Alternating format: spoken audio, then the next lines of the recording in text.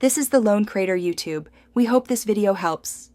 You start by preparing the Mac and forcing a clean restart of Touch Bar services. Save your work, then restart Mac OS so background processes reset.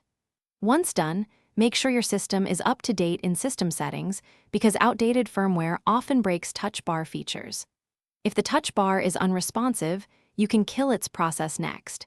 This is safe and simply forces Mac OS to reload the interface. This first action often fixes minor software hangs without further intervention. You now force reload the core Touch Bar services from terminal to fix deeper hangs.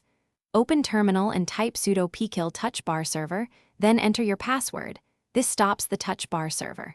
Next, run sudo killall control strip to restart the control strip process. You'll see the bar flicker as it reloads. Make sure to run both commands because one clears the server and the other rebuilds the visible buttons. If the bar comes back, confirm functions like brightness and volume work as expected. Finish by doing hardware-level resets and verifying persistent faults.